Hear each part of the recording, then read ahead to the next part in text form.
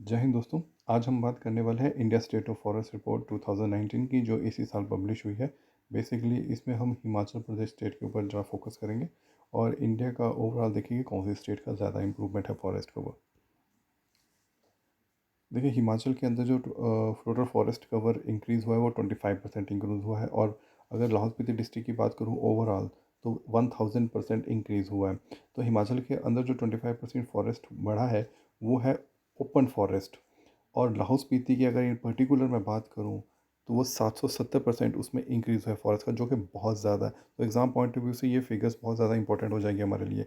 अब ये हिमाचल में इतना और लाहौल स्पीति में इतना ऐसे कैसे बढ़ गया, मतलब ओवरऑल हिमाचल में इतना फॉरेस्ट कवर कैसे बढ़ा? तो 1991 और 2015 के बीच में जो भी प्लांटेशन एक्टिविटी हमने की, जो भी पेड़ पौधे लगाए थे, उसी का ये रिजल्ट है कि हमारा फॉरेस्ट कवर स्टेट का 25% बढ़ा है। किन्नौर डिस्ट्रिक्ट एक अकेला ऐसा डिस्ट्रिक्ट है जिसके अंदर बहुत डेक्लाइन हुआ है फॉरेस्ट कवर का इसी टाइम पीरियड में, क्योंकि यहाँ इस टाइम में बहुत सारे पावर प्रोजेक्ट्स कंस्ट्रक्ट किए गए थे और बहुत सारी उसकी वजह से एक्टिविटीज़ होती हैं ह्यूमन डेवलपमेंट की। तो बहुत से जो जंगल है वो पानी के अंदर चले जाते हैं या उन्हें काट दिया जाता है फॉर प्रोजेक्ट डेवलपमेंट। तो किन्नौर को इस चीज़ का बहुत ज़्यादा लॉस हुआ है। आगे बात करेंगे कि हिमाचल प्रदेश का जो टोटल जोग्राफिकल एरिया है वो 55,673 स्क्वायर किलोमीटर है, जो आपको मालूम है। इसमें जब एग्ज़ाम पॉइंट ऑफ व्यू से समझने वाली बात यह है कि फॉरेस्ट एरिया कितना है, ये पहले भी एग्ज़ाम में पूछा जा चुका है और ये इंपॉर्टेंट है, तो दोबारा एग्ज़ाम में आ सकता है। तो फॉरेस्ट एरिया है 37,033 स्क्वायर किलोमीटर, जो कि स्टेट का जो टोटल एरिया है उसका 66% बनाता है।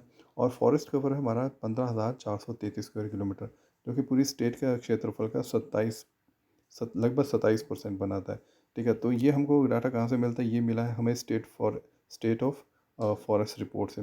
ये जो स्टेट ऑफ फॉरेस्ट रिपोर्ट है, ये बाइनियल रिपोर्ट होती है जो forest survey of India publish करता है। बाइनियल रिपोर्ट में ये हर 2 साल में पब्लिश होती है फॉरेस्ट सर्वे ऑफ इंडिया के द्वारा। अब फॉरेस्ट के ऊपर बैड इम्पैक्ट क्यों पड़ता है, क्यों फॉरेस्ट की ग्रोथ कम होती है, फॉरेस्ट एरिया कम होता है? उसका रीज़न है बहुत सारी, हम हॉर्टिकल्चर एक्टिविटीज़ करते हैं जिसे हम कैश क्रॉप्स बोलते हैं, या फिर हम कमर्शलाइजेशन करते हैं। तो उससे क्या होता है, जो फॉरेस्ट के जो प्रोडक्ट्स हैं उनकी बहुत डिमांड बढ़ जाती है, उनके ऊपर प्रेशर बहुत ज़्यादा आ जाता है।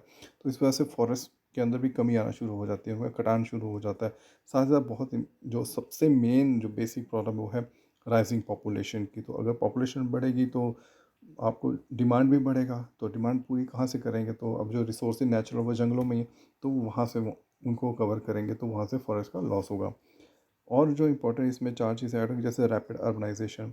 अब शहरीकरण करना है तो जंगलों का कटान होगा, ज़मीन को प्लेन किया जाएगा, तो उसमें भी लॉस है। हाइड्रो पावर प्रोजेक्ट्स बनते हैं, उसमें जितने भी आपकी पेड़ पौधे हैं, जितनी भी आपकी वनस्पति है, उन सबको बहुत नुकसान पहुँचता है। टूरिज़्म बढ़ाते हैं तो वहाँ पे भी डेवलपमेंट के लिए आपको लैंड को प्लेन करना है, तो फॉरेस्ट आपको काटना पड़ेगा, पेड़ पौधे काटने पड़ेंगे।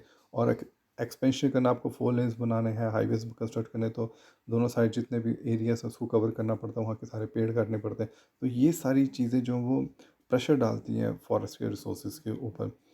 तो अब ये जो फॉरेस्ट सर्वे ऑफ इंडिया ने सर्वे किया है, ये रिमोट सेंसिंग सेटेलाइट टेक्निक द्वारा किया, तो ये इंपॉर्टेंट है हमारे एग्जाम पॉइंट ऑफ व्यू से। ऊपर जो मैंने आपको एडिंग टू दिस के 4 पॉइंट बताए, जैसे अगर आप कोई मेंस का आंसर लिखते हैं तो ये चीज़ आपको उसमें हेल्प करेगी। तो आपको यहाँ से खुद चीज़ें निकाल के प्रिपेयर करनी है, प्रैक्टिस करनी है अपने हाथ से खुद।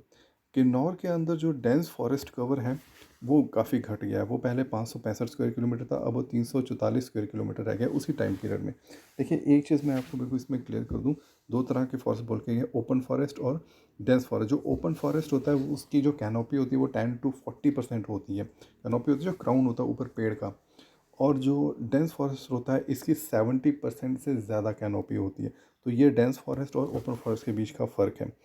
तो जो डेंस फॉरेस्ट है वो लाहौल स्पीति में भी बड़े हैं। वो पहले ज़ीरो था, 47 स्क्वायर किलोमीटर हो चुका है। हाँ, कांगड़ा और ऊना को छोड़कर पूरे हिमाचल के अंदर ओपन फॉरेस्ट इंक्रीज़ हुए हैं। ये बात बहुत ज़्यादा इंपॉर्टेंट है, ये भी एग्ज़ाम पॉइंट ऑफ व्यू से। अगर मैं इंडिया के पॉइंट ऑफ व्यू से बात करूँ तो मध्य प्रदेश एज़ यूजुअल अभी भी लार्जेस्ट फॉरेस्ट कवर है उसका देश के अंदर। और दूसरे नंबर पे आता है अरुणाचल प्रदेश, फिर आता है छत्तीसगढ़। एक फॉरेस्ट टाइप बहुत तरह के फॉरेस्ट होते हैं, वो मैंने यहाँ कवर नहीं किया क्योंकि वो अपने आप में एक अलग ज्योग्राफी का सेक्शन है। तो जो मैनग्रोव एरिया है, ये भी इंपॉर्टेंट है, वो इंडिया के अंदर है। 4,975 स्क्वायर किलोमीटर का, वो इंडिया के ईस्ट में भी है, वेस्ट में भी है। अब यहाँ को खुद मैप पे सर्च करना, खुद जाके देखना है कि ये कहाँ कहाँ पर है। तो फ़िलहाल आज इस वीडियो में इतना ही। Thank you.